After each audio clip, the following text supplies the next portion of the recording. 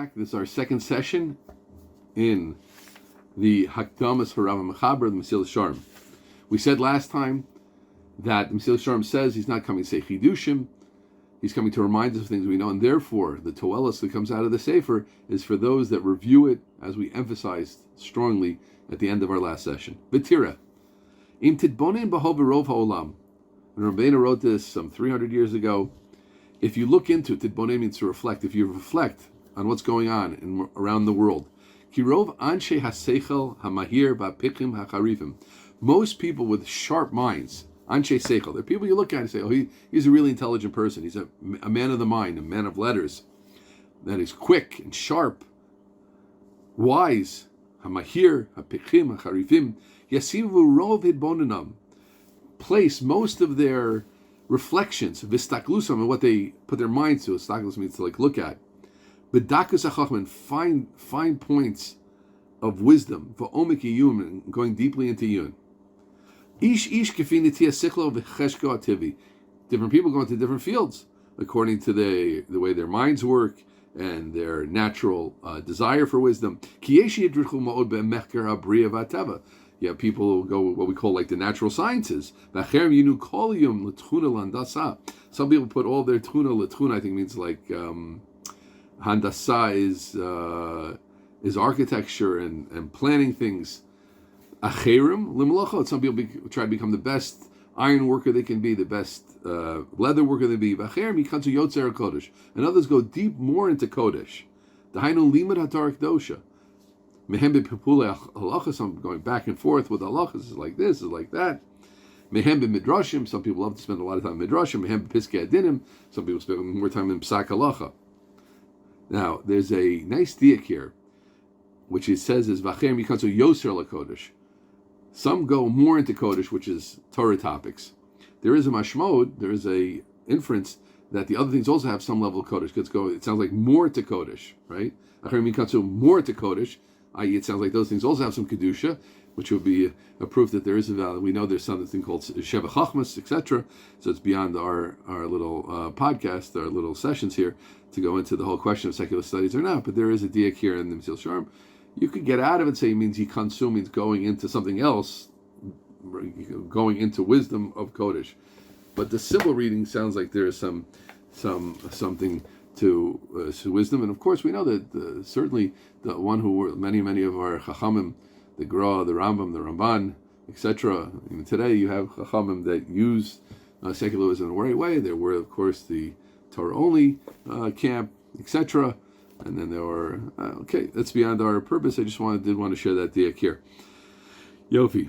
So where's he going with this? Let's continue. Now, it's super important to note that he's including in who he's speaking to in the Divrei Tochacha Musar and widening of scope.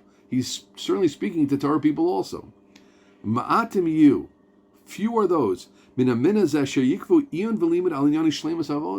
But there's so few. They're spending enough time on Inyani Shleimus Avoda, being complete in God worship. Ala Ava, loving Hashem. Ala Yira, Ala Dvekus, Ala Kol Sharchel Chasidus. Wow. So there's a problem, and it's clear. The Kol Divrei Ramchal are emes, but it's clear he's also writing about a hofa'ah which was going on, which he wanted to fix. Meaning, this isn't just a general book on Avodas Hashem. It's clear that Rabbeinu was coming to fix something, an issue, and that's why we have to read the Hakdama. And the issue he's coming to fix was that Anshe HaChachma, those involved also in Torah, were spending all their time on a certain part of the picture and not on the other part of the picture. But let's go on, and we'll see that what I'm saying is totally where he's headed. It's not because these things are not important to them. Kim tishalim, if you ask them, Kol echad yomer shezo ikar agadol. Of course, Avos Hashem, Yerushalaim Hashem. Was heißt? It's in Yiddish. Avada, also in Yiddish. Bevadai, bevrit. Of course, in English.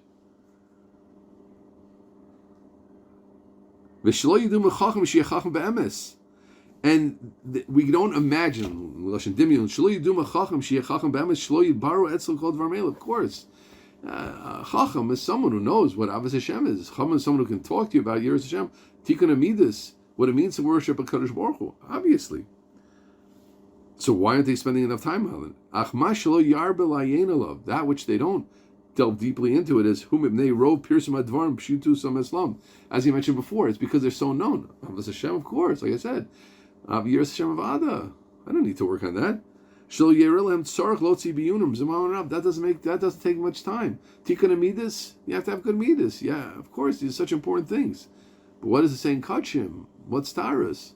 Kabbalah. Lahavdil. Physics. Current events. History.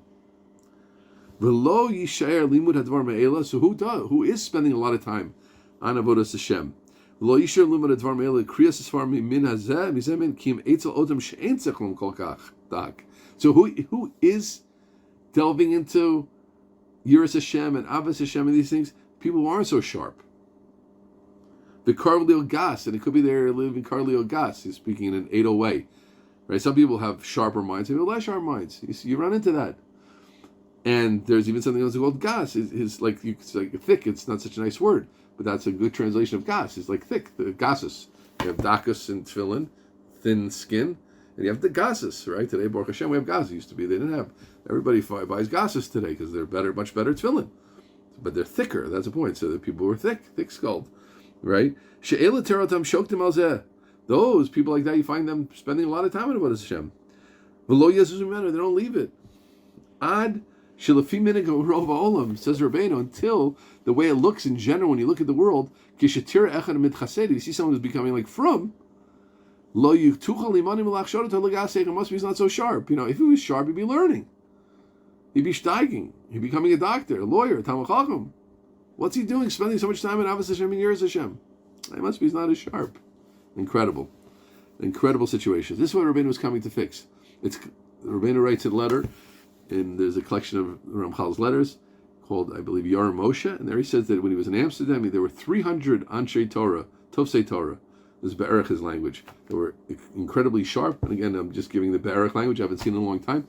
But there are 300 Tofsei Torah. That's a lot, right? How many people were in Amsterdam 300 years ago? It wasn't Amsterdam, it certainly wasn't New York City today. There were 300 people who were holding Shas, holding Torah, but they weren't involved to the extent that the Ramchal wanted them to be, to the extent that they should have been. I'll be the Ramchal, who are we to judge, in Avos Hashem and Yerush Hashem and these topics. Okay? And I just want to say, I remember, just to bring it down to our days, if I could add, and I'm certainly part of the problem myself, so no one should think I'm speaking as someone who's all worked out in these things. I'm learning together with everybody, trying. But during my Eish Torah, I've been at Shapell 8 years at the time of this recording, Baruch Hashem, and before that I was in Eish Torah. I was a rabbi in a wonderful yeshiva in the old city, Eish Torah, and Yerushalaim, and we were looking for a mashgiach one time, someone to fill in. Eish Torah had a very fine mashgiach, but we needed more help, big yeshiva. And we were thinking, like, who could really teach people how to work on themselves, things like that. It was hard to find. Well, who knows Ramchal? Ramchal, in the Pneumius stuff. Svasemis, he knows Svasemis, and he knows Maral, and he knows this, he knows that. But who really knows how to help people work on themselves? And there were 4 or 5 mechanchim then, and it was hard to find someone like that. So you see, in a certain way, the situation still exists. I think in a certain way, the door is much more into these things. There are, but what I find often, you'll have guys who, let's say, very good in learning, and because of the Musar movement, everybody knows you have to learn Musar to a certain extent, so it's there, but as an expertise, there are few.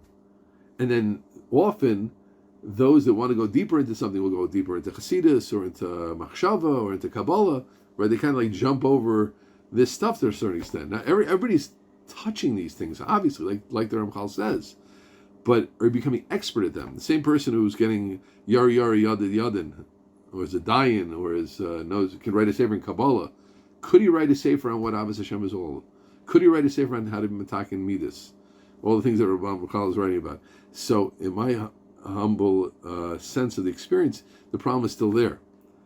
and it needs a wider thinking about how to really fix it.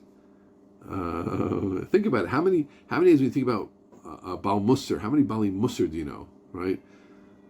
Again, I'm not speaking about any prod or any individual. People have different. I have elucidate. I don't just learn this. I learn other things. Maybe I shouldn't. Maybe I should spend all my time just on that. And I don't know. But I'm just being honest. When we speak to the Ramchal, it's always good to let us Mechaber speak to you and hear his message. This is really the cry of the Ramchal. This is what he's trying to say, is that there's not enough ASIC in these things. Okay, now let's see what happens when that happens. Ulam. So again, who's involved in it? Less sharp people. The really sharp people learning other things. Ulam told us a minute ago. Everybody loses. The wise people lose, and the non-wise people lose. The truth about what Chassidus means. Now, let's just say now, I'll probably repeat it. When the Mesilas Yesharim says Chassidus, he doesn't mean the movement of the Baal Shem. He means, let's call it like true avodas Hashem. Okay, very difficult to find people who really know what avodas Hashem is all about. The Chachamim aren't going to know it, because they're not spending enough time thinking about it. From the less wise, they'll also be lacking because they can't understand it. Right? It's like saying that, here's Lahavdil quantum physics. Here's the book. This is what Heisenberg wrote. This is what Niels Bohr wrote. Here was Einstein's responses. Here was Bohr's responses to Einstein. It's in front of you. I said, I don't understand the first thing about physics. I can't read it.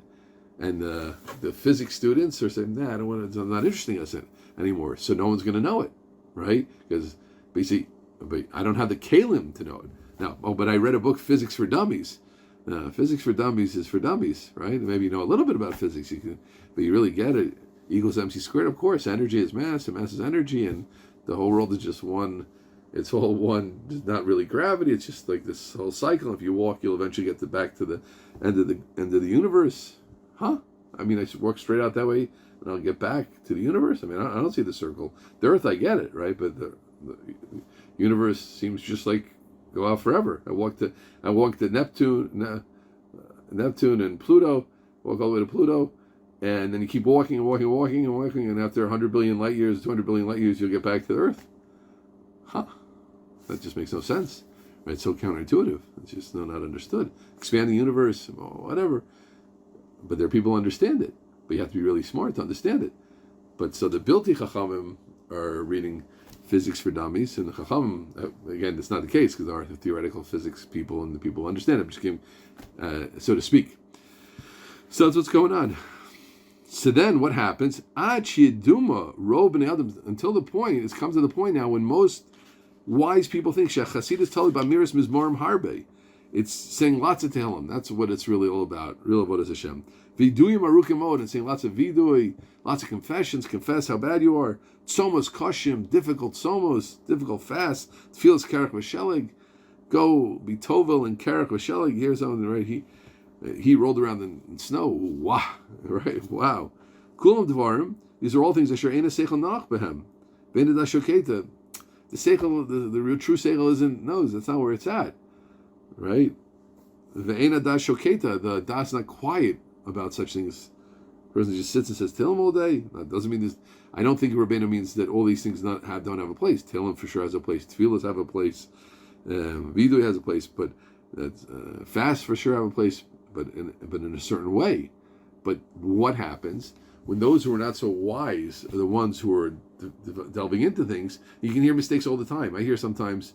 I hear someone make mistakes. Just the other day I was listening to a popular speaker, and he was saying, "Lola means this." It doesn't mean that. It doesn't. I'll bring you many proofs. It doesn't mean that, but he doesn't know. So he just quotes something in a simple way. And this means that. That's where we're at. Okay. Chol dvarim asher ein haseichel nach behem ve'ein adas shoketa v'chasidus hamiti, true chasidus hanirtza v'nechbad, the desirous and the beautiful. Nechmad, like Chemdas Hayamim, Rochak Mitzir Sechane, we don't know what it is. What does it really mean to love Hashem? Kized Davar Pashut. Milsid Lo Rami Alei Dinish Lavadaite. A quote from Chazal, a quote from the Gemara. Something you don't pay attention to, you don't know, right? It's a call about everything. If you don't spend time on something, you're not going to know it. Every sugi in Shas, every sugi I've ever been zochah to deal with in Torah, believe me, before you deal with it, you think you have a certain picture of how it works. And once you get into it, you see this question, this Gemara, this Medrash, it's a different thing. You have a very general, obtuse, grayish, foggy picture. And when you get into it, you see, it's something that's very different. It feels different, tastes different, looks different. But you have to be in it. So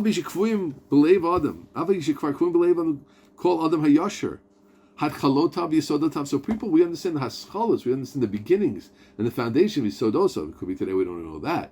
But when Rabbeinu was writing, saying that people understand the haschalos and the Yisodos of this chachma, we know. But if you don't involve yourself deeply in it, you're a pratab. You will see details, and you'll miss them. You'll miss a detail because it's not on your mind.